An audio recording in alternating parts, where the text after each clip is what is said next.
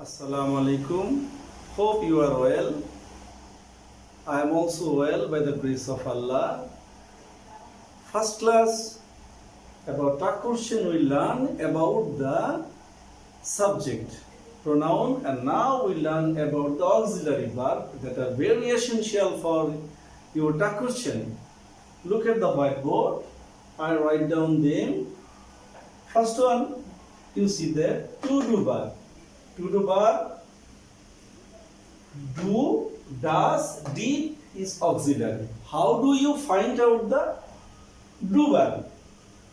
Verb 1 means present form verb. Verb present form, look at go, went, then.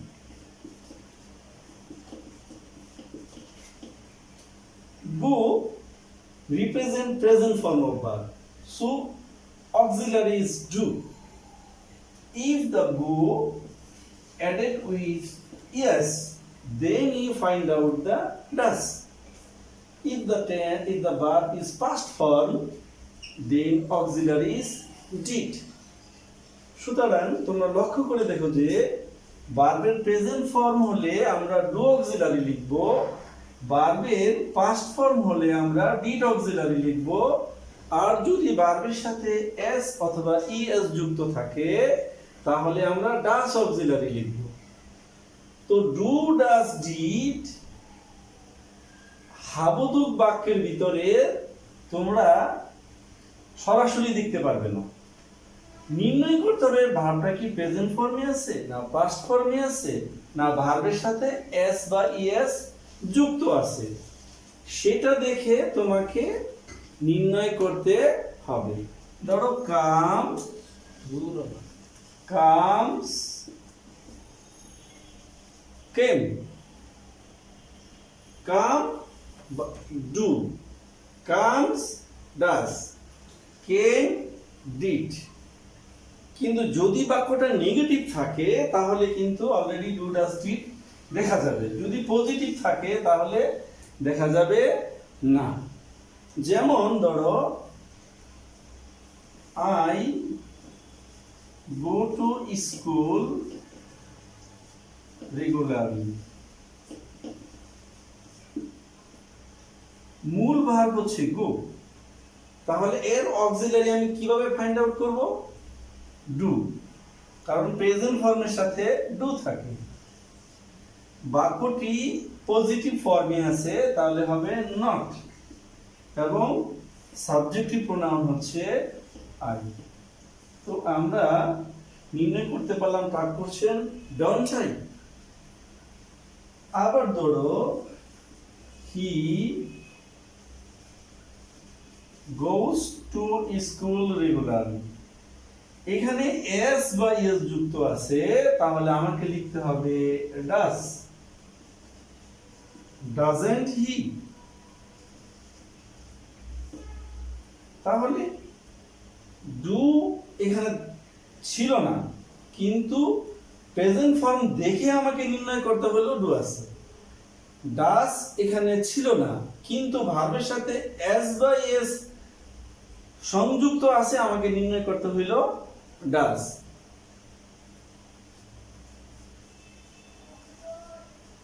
You came home yesterday. Came এটা আছে past ফর্মে, এখানে আমরা ব্যবহার করব did you। বাক্যগুলো পজিটিভ হওয়ার কারণে নট ব্যবহার হয়েছে। সুতরাং আমাদের কিন্তু ডু, গো, গোস এবং কেম এর সাথে যদিও ডু, ডাস ছিল না কিন্তু শর্ত অনুসারে আমরা ডু, ডাস, ডিড পেয়েছি। তো চলো আমরা এবার টু বি ভার্ব দিয়ে একটু লক্ষ্য করি।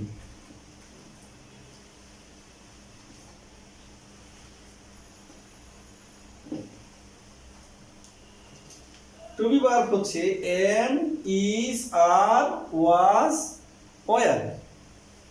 এই ভার্বগুলো সাধারণত এরপরে ভার্বের শেষে আইএনজি বা কন্টিনিউয়াস ফর্মে হয়, অন্য ফর্মেও হতে পারে। আমাদের আলোচ্য বিষয় এই ভার্বগুলি দেখলেই কিন্তু আমরা বুঝতে পারবো এইগুলি হচ্ছে অক্সিলারি ভার্ব, যেটা আমার ট্রাক কোশ্চেনের জন্য দরকার। সাপোজ ইউ আর স্পিকিং,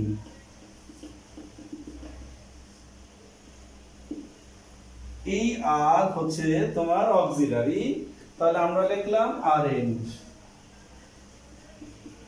এবং আমার সাবজেক্টিভ প্রোনাউন হচ্ছে you, aren't you? Then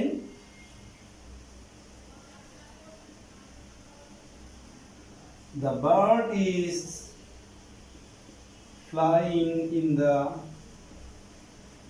sky. Is auxiliary verb হচ্ছে is, তাহলে আমি লিখতে হবে কি isn't the bird, pronoun হচ্ছে ইট, এর প্রোনাউন হচ্ছে ইট, কারণ এটা ব্যক্তিকেও পুরুষ জাতি অথবা মহিলা জাতি সেটা নির্ণয় করতে পারি না আমরা, এই জন্য এটা নাম হচ্ছে ইট। তো সেম, কিন্তু I M a student, look at I শব্দটা এন্ট আই, অথবা আমরা লিখবো সাধারণত আর এন্ট আই, এইখানে একটু ভিন্নতা আছে। ইংরেজি গ্রামারের রুলস অনুসারে তোমাকে এম থাকলে লিখতে হবে আর এন্ট আই। তো আমরা বুঝতে পারলাম am is are was were, যদি দেখতে পারি এইখানে ভার্বে থাকে, ফাইন্ড আউট করতে পারি, দেন উই ইউজ ইট। আমাকে এই বি ভার্বের মতো আর ডু ডাজ ডিড ব্যবহার করা দরকার নাই, এই এম ইজ আর ওয়াজ আর যা আছে তাই আমাকে লিখতে হবে। চলো আমরা একটু হ্যাভ ভার্ব সম্পর্কে একটু জেনে নিই। To have verb have, has, had, এরা অক্সিলারি হয় তখন হবে যখন হ্যাভ ভার্বের পরে ভার্বের পাস্ট পার্টিসিপল ফর্ম থাকবে। যেমন আমরা যদি বলি যে হ্যাভ গন, গিয়েছে, হ্যাজ হতে পারে অথবা হ্যাড হতে পারে। এই ভার্ব এর পরে ভার্বের পাস্ট পার্টিসিপল ব্যবহার হয়েছে, তখন এটা হচ্ছে সাহায্যকারী ভার্ব। এটা পারফেক্ট টেন্সে সাধারণত আমরা ব্যবহার করে থাকি। তো আমাদের আলোচ্য বিষয় যে যখনই আমি হ্যাড, হ্যাভ, হ্যাজ দেখব তখন সেটা অক্সিলারি হিসেবে ব্যবহার করতে পারবো আমি। আমরা একটু উদাহরণ দিয়ে দেখি। I have read my book. Look at এই হ্যাভ এর পরে ভার্বের পাস্ট পার্টিসিপল ফর্ম আছে, এটা হচ্ছে আমার অক্সিলারি ভার্ব। তাহলে আমি কি লিখব? haven't I, এটা হচ্ছে আমার ট্রাক কোশ্চেন। এমন হতে পারে he has gone there,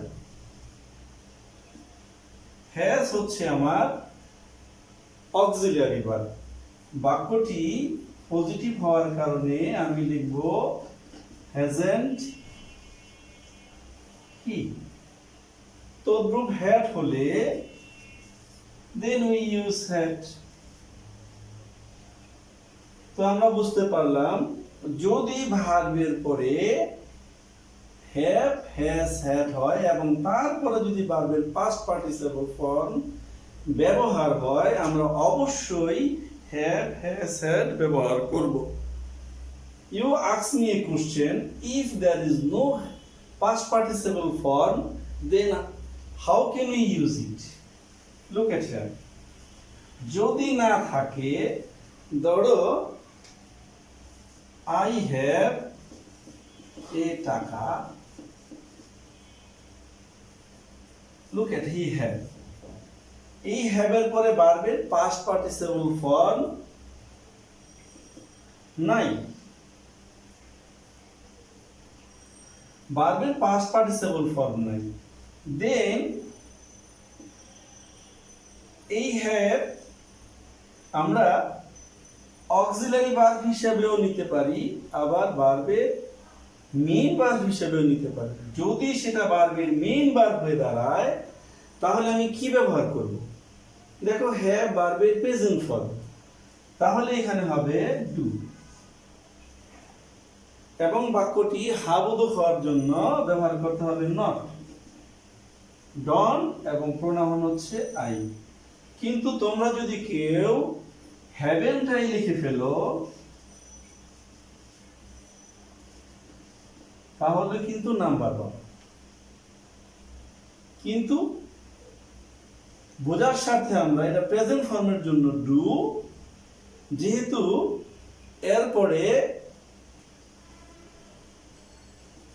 এরপরে ভার্বের পাস্ট পার্টিসিপল ফর্ম নাই, সেই জন্য আমার এটা মেইন ভার্বও বলতে পারি। মেইন ভার্ব হলে আমাকে চলে যেতে হবে ভার্বের প্রেজেন্ট ফর্মে। এখানে যদি হ্যাড থাকতো, she had a good friend, look at her, had ভার্বের পাস্ট পার্টিসিপল ফর্ম নাই, তাহলে এই had আমি এর জন্য লিখতে পারি did, didn't he, অথবা কেউ যদি লেখে hadn't he তাও হবে, কিন্তু সেম রিজন যে হ্যাড ভার্বের পাস্ট পার্টিসিপল ফর্ম, এই জন্য আমি ডিড লিখতে পারবো। পাস্ট ফর্ম হলেই ডিড লেখা যাবে। চলো আমরা এখন মডেল সম্পর্কে একটু জেনে নিই। মডেল বা ফিউচার ফর্মে ব্যবহার করা হয়ে থাকে। এর ব্যবহারগুলো হচ্ছে যেমন shall go, will come। এই shall এবং will মূল ভার্বের বা প্রেজেন্ট ফর্মের আগে বসে। এই shall বা will হচ্ছে আমার সাহায্যকারী ভার্ব। আমি যখন টাক কোশ্চেন করতে যাব তখন দেখো যদি এই ভার্বগুলো পাই, এই am is are was were এর মতোই এই ভার্বটাই আমাকে লিখতে হবে।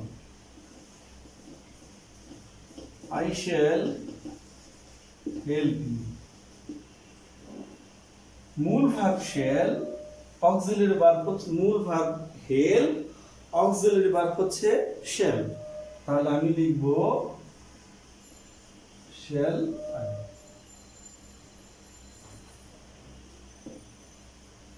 shall not। তো এটাকে আমি সংক্ষিপ্তভাবে যদি লিখি তাহলে হবে shan't I। সংক্ষিপ্ত ফর্ম সবচেয়ে বেশি ব্যবহার হয়ে থাকে, shan't I লিখতে পারে।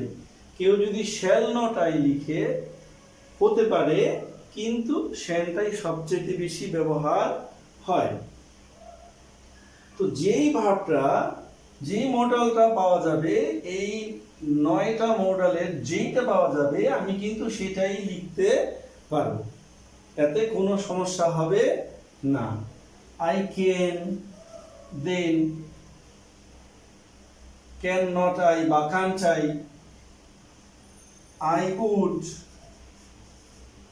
I would help you, we can write would not I অথবা would I, if we may, I may help you, may not I must help you, mustn't I should help you, shouldn't I would help you, wouldn't I might help you, might not I। So যেই model আসবে সেই মডেলটা আমি লিখে দিলেই চলবে। Next আমরা যদি সেমি মডেল নিয়ে একটু আলোচনা করি। সেমি মডেল কেন, এর থেকে এটা আলাদা কেন? Look at, I need your help.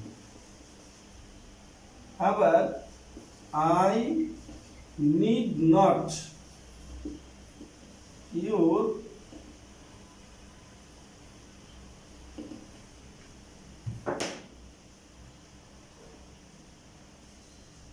go to market. Need main verb হিসেবে ব্যবহার করা হয়েছে। এইখানে গো হচ্ছে মেইন ভার্ব, এই নিড নট হচ্ছে অক্সিলিয়ারি ভার্ব। যেই ভার্বটা মেইন ভার্ব হিসাবেও ব্যবহার হয়েছে আবার অক্সিলিয়ারি ভার্ব হিসাবেও ব্যবহার হয়েছে, এই ভার্বটাই কিন্তু আমরা সেমি মডাল বলছি। কিন্তু শ্যাল বা উইল বা ক্যান এইগুলি কিন্তু এরা মেইন ভার্ব হিসেবে ব্যবহার হয় না। তো এইখানে যদি মেইন ভার্ব হয় তার তারপরে অক্সিলারি কি, এটা প্রেজেন্ট ফর্মে আছে, আমরা লিখব ডু নট আই। যদি নিডেড হইতো তাহলে আমি লিখতাম ডিড নট আই, কিন্তু আই নিড নট গো এটা নিজেই অক্সিলারি ভার্ব, তাই জন্য আমরা এখন লিখতে হবে নিড আই। যেহেতু এখানে নট ব্যবহার হয়েছে এই জন্য আমি এখানে নট ব্যবহার করতে পারলাম না। এইখানে নট ব্যবহার হয় নাই, পজিটিভ ফর্ম, আমাকে নট ব্যবহার করতে হয়েছে। তো আমরা এই অক্সিলারি ভার্ব সম্পর্কে একটু শিখলাম। আরো তোমরা ভালো মতো মুখস্থ করতে হবে, এগুলি অবশ্যই মুখস্থ করতে হবে। ইংরেজি ভাষার জন্য মোস্ট ইম্পর্টেন্ট এই অক্সিলারি ভার্ব। তুমি টেন্স যেই কোনো স্ট্রাকচার লিখতে চাও তোমাকে এই অক্সিলারি ভার্ব ছাড়া হবে না। এই অক্সিলারি ভার্ব অবশ্যই ভালো করে তোমাদের ধারণা রাখতে হবে, তাই যত পারো বেশি বেশি করে এর চর্চা করতে হবে এবং বুঝে পড়তে হবে। তো ট্রাক কোশ্চেনের জন্য অক্সিলারি ভার্ব এখানে যেই কয়টা অক্সিলারি আছে সাধারণত এই অক্সিলারি গুলো যদি তুমি ধারণা রাখতে পারো তাহলে আর অক্সিলারি ফাইন্ড আউট করতে তোমার সমস্যা হবে না। চলো আমরা এখন নেগেটিভ সাইনগুলি শিখব, তাহলে আমাদের ট্রাক কোশ্চেন সম্পর্কে একটা প্রাথমিক ধারণা চলে আসবে।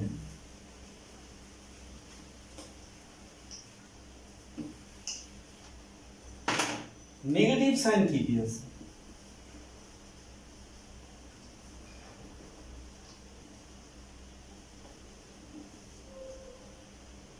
সাধারণত আমরা নট এইটাই নেগেটিভ বুঝে থাকি, নেভার এইটাও সহজে ভালো মতো বোঝা যায় যে এটা হচ্ছে নেগেটিভ, কিন্তু কিছু শব্দ আছে যেমন barely, rarely,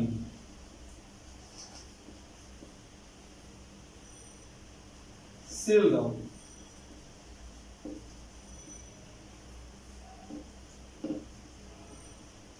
scarcely, scarcity, hardly, few। এই শব্দগুলো যদি বাক্যে থাকে এই শব্দগুলো নেগেটিভ মিনিং করে, মোটেও না, রেয়ারলি বিরল, খুবই কম, সিলডম কদাচি, স্কার্সলি কদাচি, স্কারসিটি অভাব, কম কম বোঝায়, হার্ডলি ইনা আসেই না, ফিউ নাই বোঝায়। তো এই শব্দগুলি যখন বাক্যে থাকবে তখন আমরা বুঝবো বাক্যটা নেগেটিভ ফর্মে আছে। আমরা কিছু উদাহরণ দিয়ে বুঝি নিই। You never do it again. Okay, এই নেভার শব্দটি থাকার কারণে আর নট ব্যবহার করা যাবে না। মূল ভার্ব আছে ডু, কিন্তু তার অক্সিলারিও ডু, ডু নট, এই নট হচ্ছে না। ডু ইউ,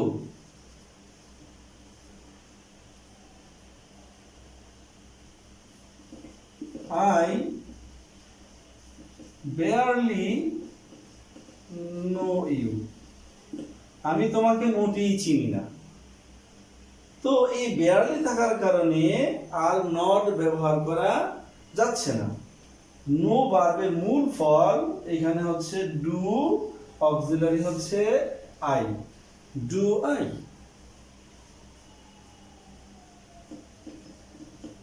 মাই ব্রাদার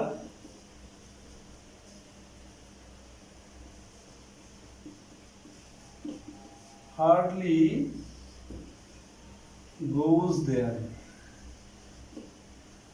তো এই যে গোস এই হার্ডলি থাকার কারণে আর নট ব্যবহার করা যাচ্ছে না। তো এখানে হবে কি গোস থাকার কারণে ডাস, মাই ব্রাদার হি। তো আমরা কি শিখলাম, এই নট এর যে কোনো একটা সাইন পাওয়া গেলে তখন আমরা আর নট ব্যবহার করতে পারবো না। কিন্তু ফিউ বা লিটল একটু লক্ষণীয়। I have a few friends.